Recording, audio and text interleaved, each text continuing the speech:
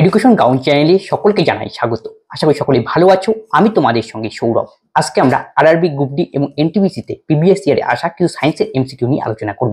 এর আগে আমরা একাধিক ক্লাস করেছি আরআরবি গ্রুপ ডি এবং এনটিপিসির উপর, সেখানে সায়েন্সের এমসিকিউ তো দেওয়াই হয়েছে, এছাড়াও ম্যাথের ক্লাস করানো রয়েছে। যারা সেই ক্লাসগুলি দেখোনি অবশ্যই দেখবে। আশা করি সেই ক্লাসগুলো তোমাদের আসন্ন পরীক্ষার জন্য হেল্পফুল হবে। তবে আজকে প্রথম কোশ্চেন এখানে যেটা বলা হয়েছে, লবণ ও জল প্রদানের ক্ষেত্রে অ্যাসিড ও ক্ষারকের সাথে বিক্রিয়াকে কি বলা হয়? নিরপেক্ষকরণ বিক্রিয়া। লবণ ও জল প্রদানের জন্য অ্যাসিড ও ক্ষার, একটা উদাহরণ দিয়ে বুঝি। মনে করো একটা অ্যাসিড নিলাম HCl, একটা ক্ষার নিলাম NaOH, বিক্রিয়া করলো। বিক্রিয়া করার ফলে NaCl, লবণ এবং জল উৎপন্ন হবে। এই ধরনের বিক্রিয়াকেই বলা হয় নিরপেক্ষকরণ বিক্রিয়া। যেমন কিসের সাথে বিক্রিয়া করবে? অ্যাসিড আর বেস বিক্রিয়া করে সল্ট এবং ওয়াটার উৎপন্ন করবে।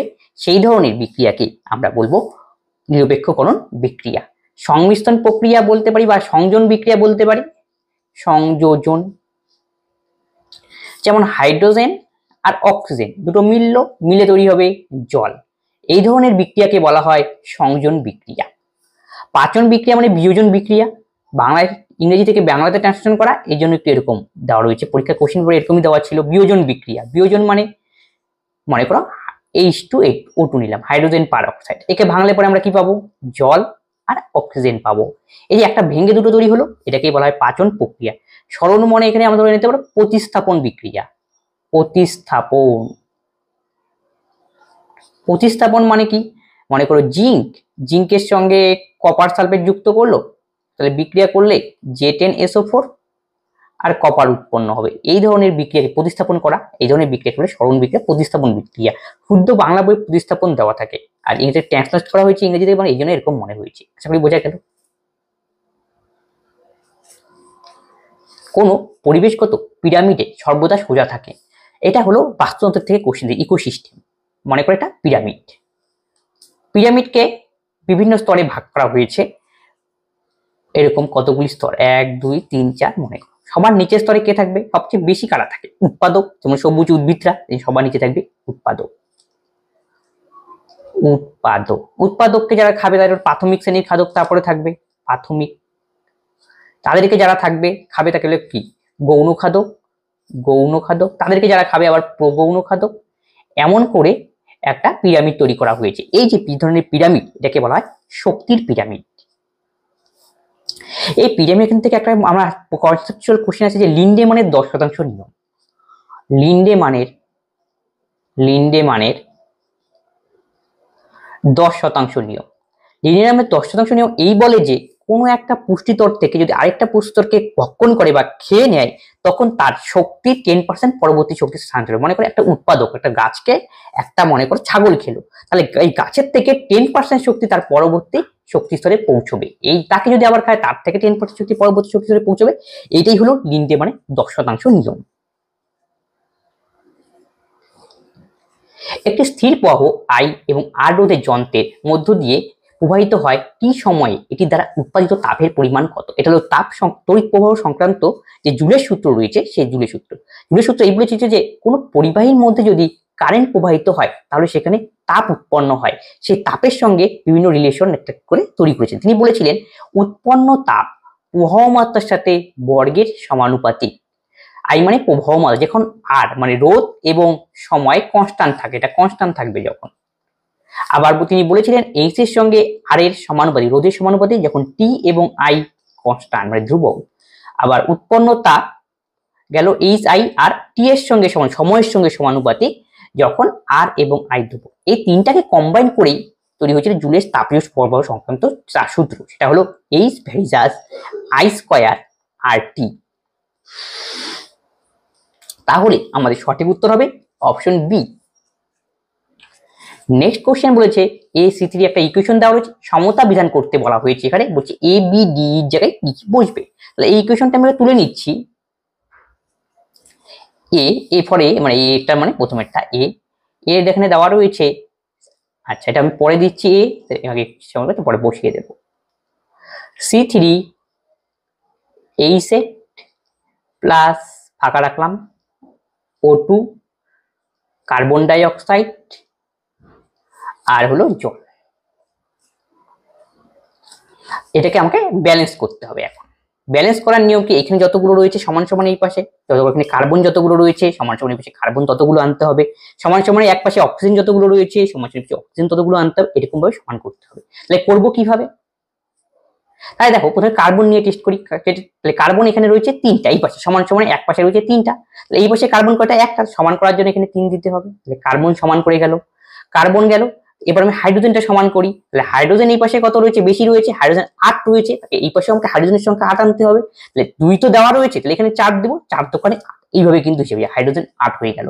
তাহলে হাইড্রোজেন তো গেল, কার্বনের সংখ্যা সমান করলাম, হাইড্রোজেন বাকি রয়েছে, অক্সিজেনকে সমতা বিধান করতে হবে। তাহলে অক্সিজেন এই পাশে দেখো কতগুলি রয়েছে, এই যে 4টা এখানে অক্সিজেন, 3 দোকানে 6, 4 6 10, ওভারঅল কিন্তু নিতে হবে 10। তাহলে 10 বানানোর জন্য এখানে অক্সিজেনের সামনে 5 বসাতে হবে, 5 5 দোকানে 10, অক্সিজেনও মিলে গেল। দেখো এই পাশে অক্সিজেনের 10 আর এই পাশে অক্সিজেন 4, আর এখানে 3 দোকানে 6, 4 6 10, এখানে কিছু নেই মানে 1 রয়েছে, এটাই তুমি এবার হয়ে গেল। তাহলে এর সামনে বসবে 1, তাহলে এ হবে 1, অক্সিজেন হবে বি, তাহলে বি ফর হবে 5, এটা আমাদের সি ছিল না ডি ছিল, ডি ফর হবে 3, আর এখানে ই ছিল, ই ফর হবে 4। তাহলে কোনটার সাথে মিলছে, 1 5 3 4, option D. 5 metre per second বেগে চলমান 22 কেজি ভরের একটি বস্তুকে কি পরিমাণ গতিশক্তি দেবে, গতিশক্তি বের করতে বলছে। কোন একটা বস্তুর গতির জন্য যে শক্তি লাভ করে তাকে বলে গতিশক্তি। গতিশক্তির ফর্মুলা হলো হাফ ইন্টু mv²। এখানে আমাকে বের করতে বলছে গতিশক্তি কত, তাহলে হাফ, এম মানে ভর, ভর হলো 22 কেজি, আর ভি মানে গতিবেগ, গতিবেগ 5, তাহলে 5 ইন্টু 5, 5 5 25, তাহলে 2 2 কাটো। আর এসআই পদ্ধতিতে শক্তির একক হলো জুল, আর সিজিএস পদ্ধতিতে আর্ক। কাটাকাটি করলে 11, 5 11 55, 5 11 দোকানে 22 আর 5 27, তাহলে 275 জুল হবে আমাদের এই কোশ্চেনের সঠিক উত্তর, অপশন ডি। তাহলে এটা হলো আমাদের গতিশক্তি বের করার ফর্মুলা। তোমাকে যদি এখন বলতো স্থিতিশক্তি কি কত হবে, এই জন্য আমাকে তখন ফর্মুলা ইউজ করতে হবে স্থিতিশক্তির, mgh। তাহলে শক্তির এসআই পদ্ধতিতে একক হলো জুল, আর সিজিএস পদ্ধতিতে শক্তির একক হলো আর্ক। এখান থেকে মনে রাখা জরুরি, 1 joule is equal to 10 to the power 7 arc.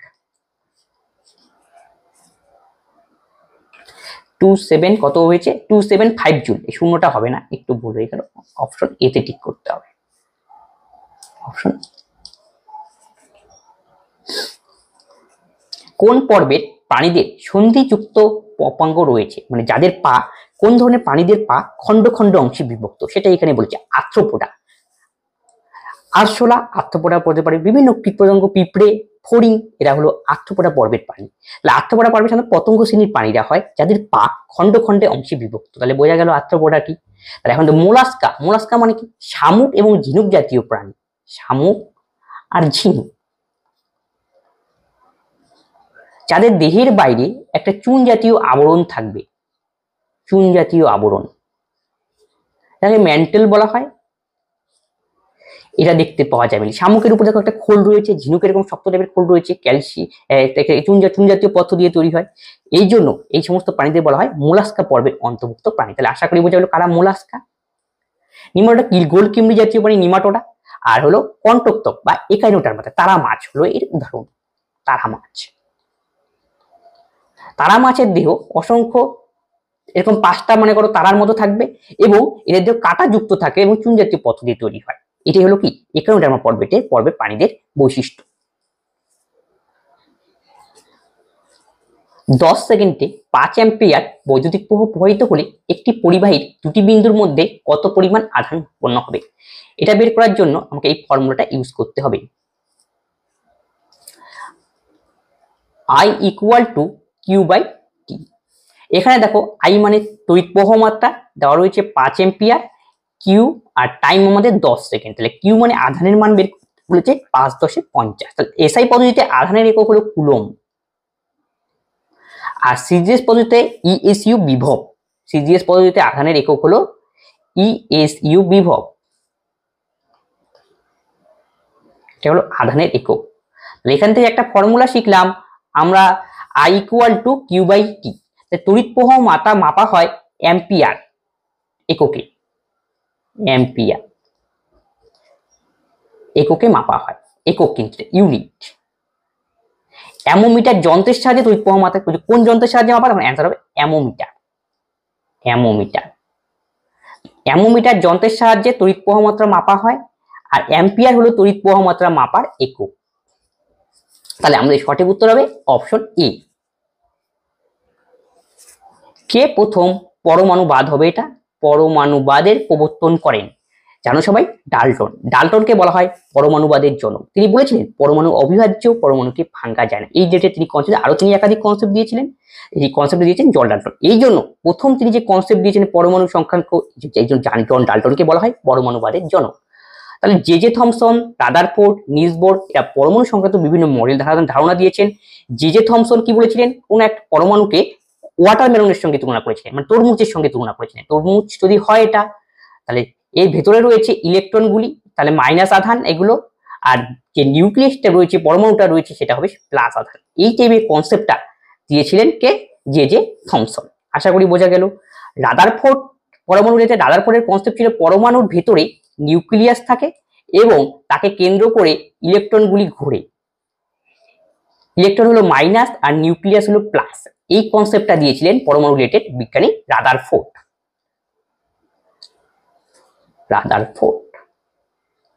Nils bore ওরকম পরমাণু মডেল দিয়েছিলেন কনসেপ্ট। নেক্সট কি বলছে? উদ্ভিদে পরিবহন ঘটে জাইলেমের মাধ্যমে, ফ্লোয়েমের মাধ্যমে। উদ্ভিদের পরিবহন ঘটে, মানে উদ্ভিদ খনিজ দ্রব্য এবং জল এবং খাদ্য পরিবহন করে। উদ্ভিদের পরিবহনে প্রধান মাধ্যম হলো জাইলেম এবং ফ্লোয়েম। জাইলেম এবং ফ্লোয়েম। জাইলেম পরিবহন করতে সাহায্য করে জল এবং খনিজ লবণ। ফ্লোয়েম পরিবহন করতে সাহায্য করে খাদ্যদ্রব্য, মানে যে পুষ্টি পদার্থ উৎপন্ন হয় গাছের, সেই পুষ্টি পদার্থ ফ্লোয়েম পরিবহন করে। আর জল আর খনিজ লবণ পরিবহন করতে সাহায্য করে জাইলেম। জাইলেম আর ফ্লোয়েম, তাহলে এটা হবে অপশন সি, বোথ। দুজনেই উদ্ভিদের পরিবহনে সাহায্য করে। জাইলেমকে চারটা ক্যাটাগরিতে ভাগ করা হয়। Xylem trachea, xylem parenchyma, xylem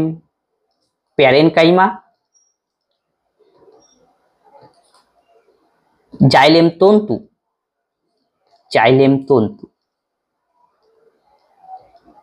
তাহলে দেখো, জাইলেম হলো সাধারণত মৃত কলা, কিন্তু জাইলেমের মধ্যে একটা ভাগ রয়েছে জাইলেম প্যারেনকাইমা। এই জাইলেম প্যারেনকাইমা সে কিন্তু সজীব। এরকম ফ্লোয়েমের এরকম ভাগ রয়েছে, যেমন সিবনল, সঙ্গী কোষ, ফ্লোয়েম প্যারেনকাইমা, ফ্লোয়েম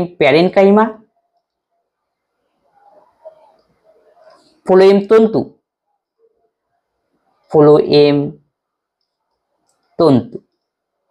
ফ্লোয়েম কিন্তু সজীব কলা, কিন্তু ফ্লোয়েমের একটা ভাগ রয়েছে মৃত, সেটা ফ্লোয়েম তন্তু হলো মৃত, এটা মনে রাখবে।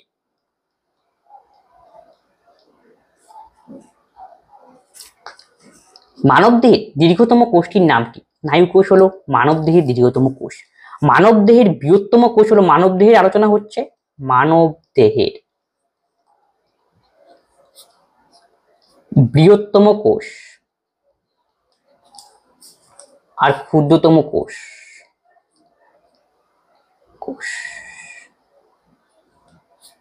ক্ষুদ্রতম কোষ হলো শুক্রাণু, আর বৃহত্তম কোষ হলো ডিম্বাণু।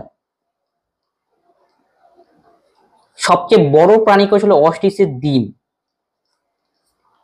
বড় প্রাণী কোষ অস্টিসের ডিম, ডিম। আর সবচেয়ে ছোট কোষ ওভারঅল, সেটা হলো মাইক্রোপ্লাজমা।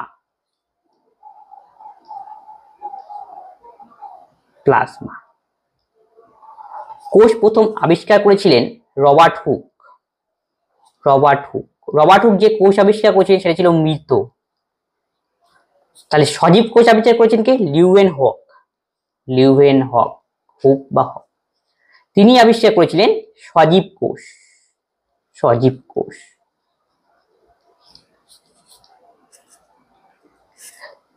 সোনার অলংকার পরিষ্কার করতে কোন অ্যাসিড ব্যবহার করা হয়? এখানে প্রশ্ন অনুযায়ী আমাদের সঠিক হবে নাইট্রিক অ্যাসিড। আসলে সোনাকে পরিশোধন করার জন্য অ্যাকুয়ারিজিয়া ব্যবহার করা হয়। অ্যাকুয়ারিজিয়া। অ্যাকুয়ারিজিয়া হলো HCl আর HNO3 দিয়ে তৈরি হয়। 3 ভাগ আয়তনের HCl, 1 ভাগ আয়তনে HNO3 থাকে। আশা করি বোঝা গেল। বোরিক অ্যাসিড আই ওয়াশের কাজে ব্যবহার করা হয় আমাদের। I wash. অক্সালিক অ্যাসিড একটি জৈব অ্যাসিড, টমেটোর মধ্যে দেখতে পাওয়া যায়। আর সালফিউরিক অ্যাসিডকে বলা হয় রসায়নের রাজা। হ্যালোজেন মৌলগুলোর বহিস্থ কক্ষে কতগুলো ইলেকট্রন থাকে? সবসময় মনে রাখবে 7টা ইলেকট্রন। তাহলে হ্যালোজেন মৌলগুলো সবচেয়ে আমাদের প্রচলিত হলো ফ্লোরিন, ক্লোরিন, ব্রোমিন, আয়োডিন। তাহলে হ্যালোজেন মৌলগুলো পর্যায় সারণীর 17 নং শ্রেণীতে অবস্থান করে।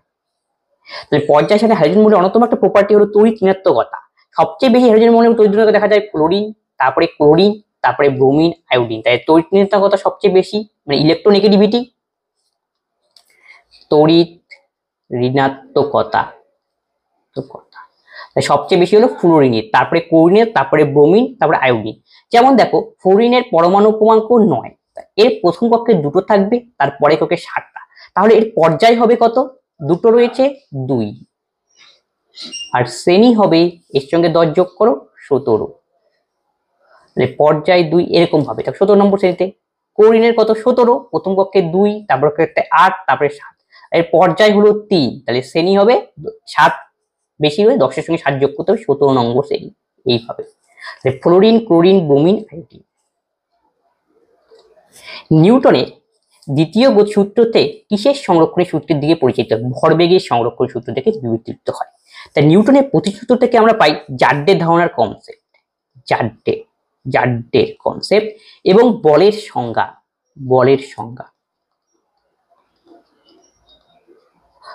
এটা হলো ফার্স্ট ল থেকে পাই, মানে কোনো বস্তু যদি বল প্রয়োগ না করি সেই বস্তু স্থির থাকবে, সচল বৃত্তের সমগতি সরলরেখা বরাবর চলতে থাকবে। এটা হলো নিউটনের প্রথম সূত্র থেকে পাই। জাড্ড, স্থিতিজাড্য ও গতিজাড্য। আর বলের সংজ্ঞা, কোনো বস্তু স্থির থাকার সময় স্থির থাকার প্রবণতা, সেটা স্থিতিজাড্য, চলার সময় চলার প্রবণতা। যেমন হঠাৎ গাড়ি চললো, আমরা সামনে গাড়ি চলতে শুরু করলো, আমরা সামনের দিকে ঝুঁকে পড়ি, জাড্ডের উদাহরণ।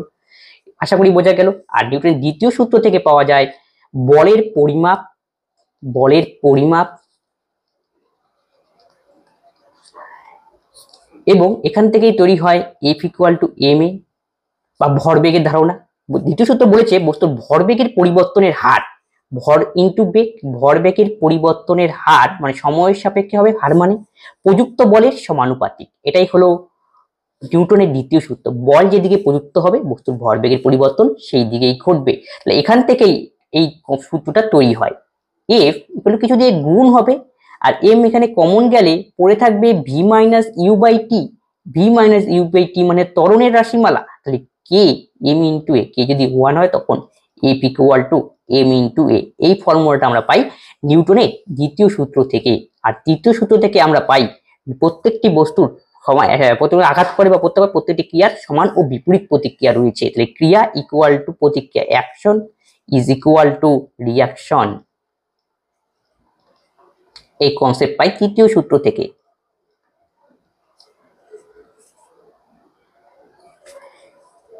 নিম্নে কোনটি একটি বিষম জাতীয় মিশ্রণ? দুধ হবে এই ক্ষেত্রে সঠিক উত্তর। ভিনিগারে অ্যাসিটিক অ্যাসিড পাওয়া যায়। ভিনিগারের কাজ হলো আমাদের খাবার প্রিজার্ভ করতে সাহায্য করে, সংরক্ষণে সাহায্য করে খাবার।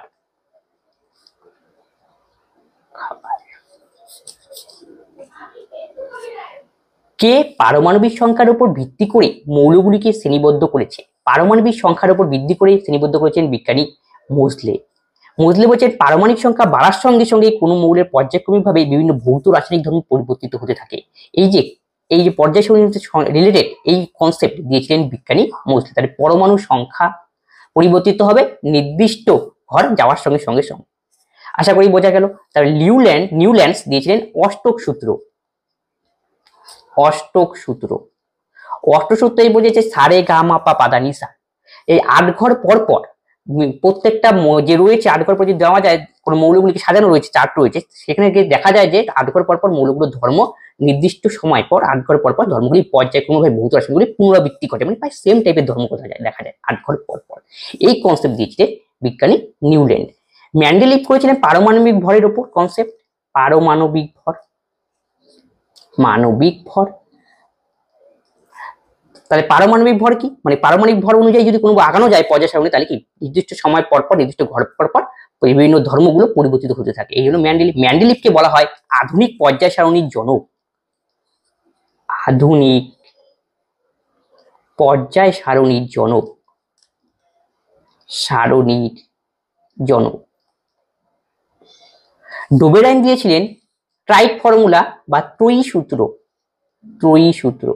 তিনি লিস্ট তৈরি করেছিলেন, মনে করো বলেছিলেন তিনি যে প্রথম, দ্বিতীয়, তৃতীয় এ বি সি, তাই এদের যে প্রথমের আর তৃতীয়র পারমাণবিক ভরের গড়, পারমাণবিক ভরের গড় ইকুয়াল টু বি এর পারমাণবিক ভরের পারমাণবিক ভরের সমান।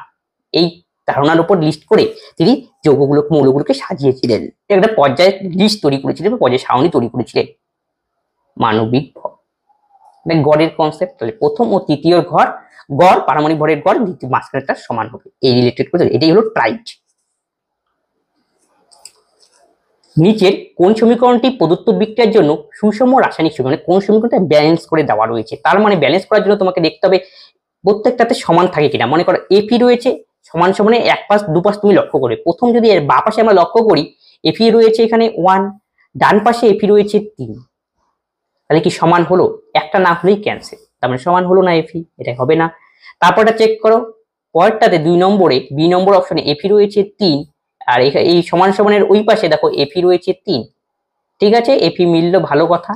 হাইড্রোজেন দেখো কত রয়েছে এক পাশে 2, আর এই পাশে হাইড্রোজেন কত রয়েছে, গুণ করে নিতে হবে কিন্তু 4, এই যে একটা মিললো না 2 আর 4, এটাও আমাদের হবে না। এবার সি নম্বর চেক করো, সি নম্বর ইকুয়েশনে এফি রয়েছে এক পাশে 3, অপর পাশে রয়েছে এফি 3, হাইড্রোজেন এক পাশে রয়েছে 4 দোকানে 8, আর এই পাশে হাইড্রোজেন রয়েছে 4 দোকানে 8, হাইড্রোজেনও মিলে গেল।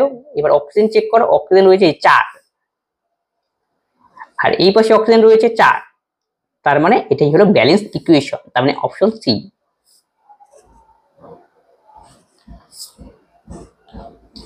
নেক্সট বলেছে প্রোক্যারিওটিক কোষের বৈশিষ্ট্য কোনটি, এর সঠিক উত্তর হবে নিউক্লিয়ার ঝিল্লির অনুপস্থিতি, এটাই হলো প্রোক্যারিওটিক কোষের বৈশিষ্ট্য। প্রোক্যারিওটিক কোষ আর ইউক্যারিওটিক কোষ, ইউক্যারিওটিক কোষকে আমরা বলি আদর্শ কোষ, সাধারণত উন্নত প্রাণী ও উদ্ভিদের মধ্যে দেখতে পাওয়া যায়, আর প্রোক্যারিওটিক কোষ হলো অনাদর্শ কোষ, অনাদর্শ কোষ, অনুন্নত প্রাণীদের মধ্যে এটা দেখতে পাওয়া যায়।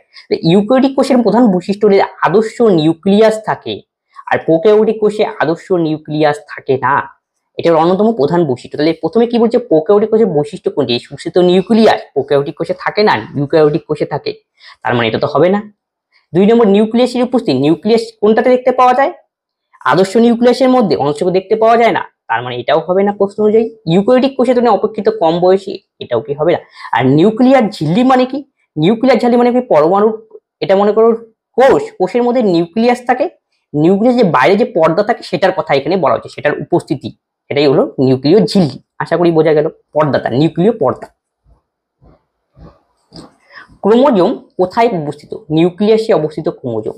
এই নিউক্লিয়াস, নিউক্লিয়াসের মধ্যে সবার মাঝখানে থাকে নিউক্লিওলাস, নিউক্লিওলাস, ক্লিয়ার। তারপরে এখানে বিভিন্ন জালিকা থাকে, তাকে বলা হয় নিউক্লিয় জালিকা, নিউক্লিয় জালিকা। আর মাঝখানে থাকে স্বচ্ছ তরল পদার্থ, একে বলা হয় নিউক্লিওপ্লাজম, নিউক্লিওপ্লাজম। এই যে নিউক্লিয় জালিকা রয়েছে, নিউক্লিয় জালিকা থেকে ক্রোমাটিন জালিকা, এখান থেকে কোষ বিভাজনের মাধ্যমে ক্রোমোজোম কি তৈরি হয়। তাই নিউক্লিয়াসের মধ্যেই দেখতে পাওয়া যায় ক্রোমোজোম, আর নিউক্লিয় জালিকা ক্রোমোজোমের মধ্যেই রয়েছে ডিএনএ, ডিঅক্সিরাইবো নিউক্লিক অ্যাসিড। এই ডিএনএ হলো জীবের বংশগত বৈশিষ্ট্যের ধারক ও বাহক, জীবের বংশগত বৈশিষ্ট্যের ধারক ও বাহক, ধারক ও বাহক। গোলজি বডি বা গোলজি বডি, একে কোষের ট্রাফিক পুলিশ বলা হয়, ট্রাফিক পুলিশ। গোলগি বডি আবিষ্কার করেছিলেন বিজ্ঞানী ক্যামিলিও গোলগি। এর কাজ হলো খাবারটাকে যে তৈরি হলো, বিভিন্ন প্রোটিন সংশ্লেষ হলো, সেটাকে কোথায় কোথায় যায় পাঠাতে হবে, সেই কাজটাই মেনলি দায়িত্ব সহকারে করে হলো গোলগি বডি। আশা করি বোঝা গেল। এখানে তারপরে প্লাস্টিড, প্লাস্টিড হলো উদ্ভিদে দেখতে পাওয়া যায়, প্রাণীতে দেখতে পাওয়া যায় না। প্লাস্টিড তিন ধরনের হয়, ক্লোরোপ্লাস্টিড, ক্রোমোপ্লাস্টিড আর লিউকোপ্লাস্টিড। লিউকোপ্লাস্টিড। ক্লোরোপ্লাস্টের কাছে সবুজ অংশের মধ্যে দেখতে পাওয়া যায়, আর ক্রোমোপ্লাস্টিড দেখতে পাওয়া যায় গাছের যেখানে বর্ণযুক্ত থাকে, কালারফুল, সেখানে থাকে ক্রোমোপ্লাস্টিড, কালারফুল অংশে, কালারফুল। আর লিউকোপ্লাস্টিড সাদা অংশ, যেখানে খাবার প্রচুর পরিমাণে খাবার সঞ্চয় করে রাখতে সাহায্য করে, এরা সঞ্চয়ে সাহায্য করে হলো লিউকোপ্লাস্টিড। তাহলে বোঝা গেল।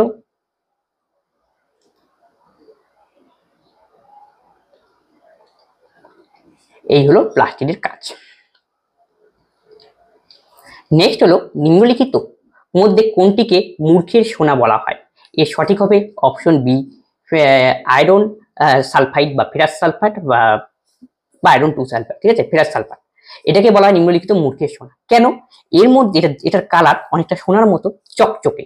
এটা সোনা, সবাইকে এটাকে লোহা ফেরাস সালফাইডকে সোনা ভেবে কি ভুল করে, সোনার মতো চকচকে দেখতে হয়, এর জন্য এর নাম হয়েছে মূর্খের সোনা বা পাইরিয়েটিকেও বলা হয়। নিম্নলিখিত মধ্যে কোনটি নিম্নমানের বাদামি, এটা কয়লা হবে, যা উচ্চ আর্দ্রতা সহ নরম?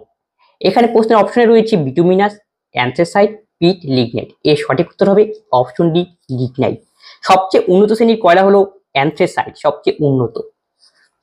এর মধ্যে কার্বনের পরিমাণ সবচেয়ে বেশি থাকে, প্রায় 86 থেকে তারও অ্যাবাভ, 86% অ্যাবাভ কার্বনের পরিমাপ থাকে। এর জন্য এটি সবচেয়ে উন্নত মানের কয়লা। সবার উপরে রয়েছে অ্যান্থ্রাসাইট কয়লা, তারপরে বিটুমিনাস, তারপরে পিট, তারপরে কি লিগনাইট, সবার উপরে অ্যান্থ্রাসাইট, সেটা মনে রাখবে। 10 ওহম রোধের একটি তামার তারকে দ্বিগুণ দৈর্ঘ্যে প্রসারিত করলে এই নতুন রোধ কত হবে? তাহলে রোধের একটা দৈর্ঘ্য, এটা মনে করে একটা তার রয়েছে, এটা হলো লেন্থ, এটা হলো প্রস্থচ্ছেদের ক্ষেত্রফল, আর রোধ যদি আর হয়, এই রিলেটেড একটা ফর্মুলা রয়েছে, সেটা হলো আর ইকুয়াল টু, আর ফর রোধ, রো মানে রোধাঙ্ক, রো ইন্টু এল মানে লেন্থ, তারটার লেন্থ, আর এ মানে হলো ওই তারটার প্রস্থচ্ছেদের ক্ষেত্রফল, ক্রস সেকশন এরিয়া। এই হলো ফর্মুলা। এই ফর্মুলার সাহায্যে তোমাকে এই কোশ্চেন অ্যান্সার করতে হবে। তাহলে বলছে এটা হলো মেইন ইকুয়েশন, আমরা R equal to rho into L by A, মানে আমি বুঝলাম যে ক্রস সেকশন এরিয়াটাকে এল বলা হয়, এল ফর লেন্থ দৈর্ঘ্যটাকে, তাই দৈর্ঘ্যটাকে বলা হয় এল, আর ফর রোধ, আর রো মানে রোধাঙ্ক।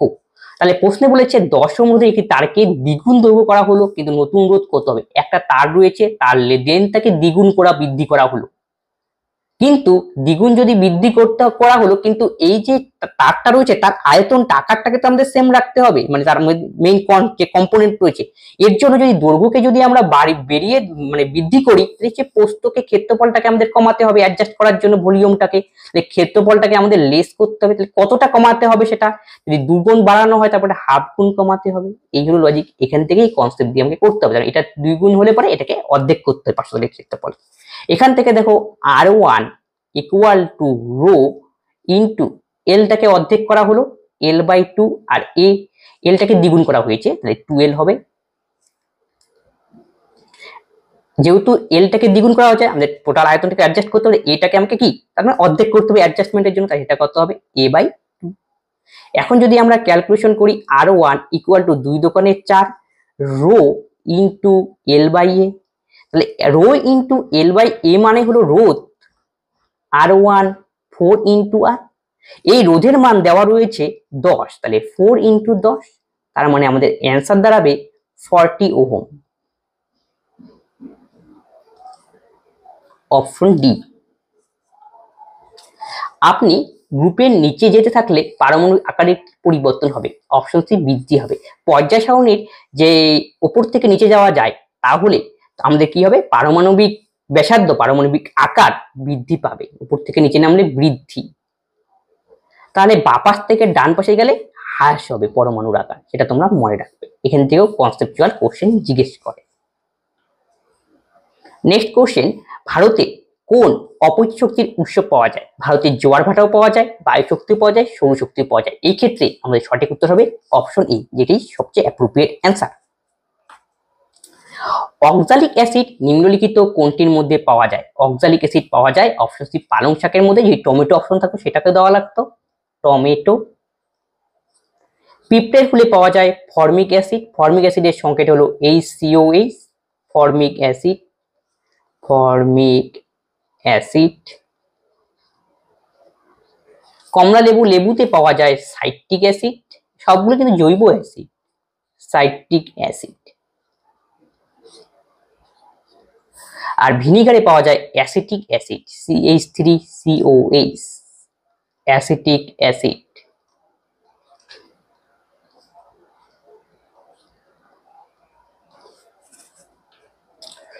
জাইগোট বা ভ্রূণের গঠনে কোন প্রক্রিয়াটি একটি পর্যায়? জাইগোট বা ভ্রূণ গঠিত হয় দুটো গ্যামেট আলাদা আলাদা, পুং গ্যামেট আর স্ত্রী গ্যামেট মিলিত হওয়ার ফলেই জাইগোট তৈরি হয়। তাহলে সঠিক উত্তর হবে জাইগোট তৈরি হওয়ার প্রক্রিয়া, মিলন হওয়া, সেটাকে বলা হয় নিষেক, অপশন বি। পরিপাক মানে কি? আমরা যে খাবার খাই হজম হওয়ার প্রক্রিয়া হলো পরিপাক। শোষণ মানে কি? আমরা যে খাবার খাই সেখানে গ্লুকোজ থেকে গ্লুকোজ ভেঙে এনার্জি প্রডিউস করার প্রক্রিয়া হলো শোষণ। শোষণ আর শ্বাসকর্য কিন্তু আলাদা, শ্বাস নেওয়া, শ্বাস ছাড়া।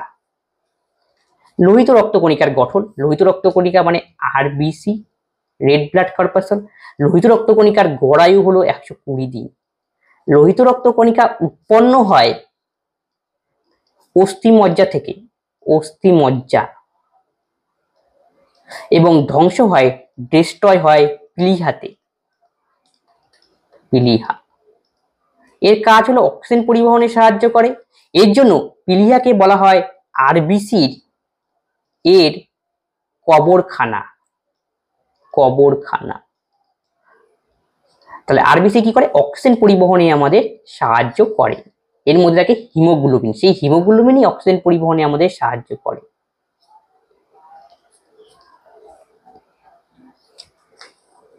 কোষের জীবন্ত উপাদানকে প্রোটোপ্লাজম বলা হয়। এটি গঠিত হয় কি? প্রোটোপ্লাজম আমাদের কোষের মধ্যে যে প্রথমে স্বচ্ছ তরল পদার্থ থাকে ভেতরে, যার মধ্যে নিউক্লিয়াস থাকে, ভাসমান অবস্থায় থাকে, সেটাকে আমরা কি বলি? খালি যে স্বচ্ছ পদার্থ থাকে তাকে বলা হয় সাইটোপ্লাজম। সেটা খালি মনে রাখো, সাইটোপ্লাজম, সাইটোপ্লাজম। আর যখন প্রোটোপ্লাজম তোমাকে বলবে তখন সেখানে মনে রাখতে হবে সাইটোপ্লাজমও থাকবে, নিউক্লিওপ্লাজম থাকবে, অন্যান্য কোষ অংশ থাকবে। এটা যদি আমাদের কোষ হয়, কোষের মধ্যে আমাদের নিউক্লিওপ্লাজম নিতে হবে। নিউক্লিওপ্লাজম মানে নিউক্লিয়াসের ভেতরে স্বচ্ছ তরল পদার্থ থাকে তাকে বলা হয় নিউক্লিওপ্লাজম। আর হলো অন্যান্য কোষ অঙ্গ, মাইটোকন্ড্রিয়া, তারপর সেন্ট্রোজোম, লাইসোজোম, এগুলো কোষের মধ্যে থাকে, সেগুলোকে নিতে হবে। তারপরে সাইটোপ্লাজম, কোষের মধ্যে অর্ধতরল একটা পদার্থ থাকে, তাকে আমরা বলি সাইটোপ্লাজম, যেখানে সবগুলো ভাসমান অবস্থায় থাকে। এই সবগুলোকে নিয়েই তৈরি হয় প্রোটোপ্লাজম।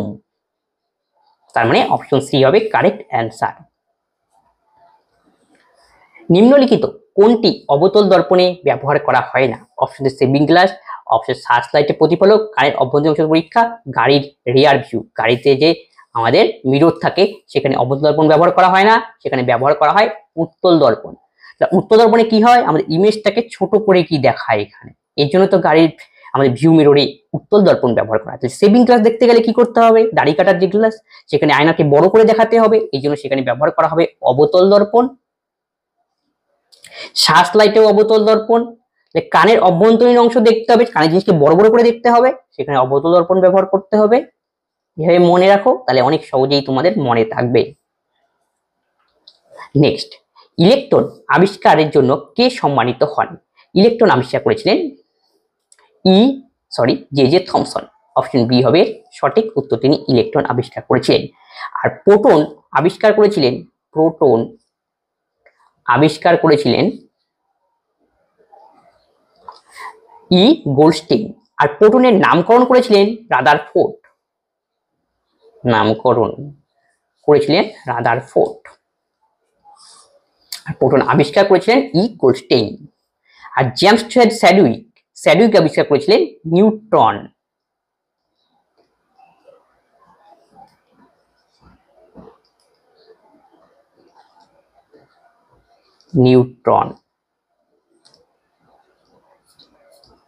নিউটন কিন্তু নিস্তড়িত। পরমাণুর জন্য পাম্প পুডিং মডেল কে প্রস্তাব করেন? পাম্প পুডিং মডেল প্রস্তাব করেছিলেন জে থমসন। পাম্পরিং মডেলে বলা হয়েছিল, তিনি পাম্পরিং মানে তরমুজের সঙ্গে পরমাণুর মডেলকে তিনি কম্পেয়ার করেছিলেন।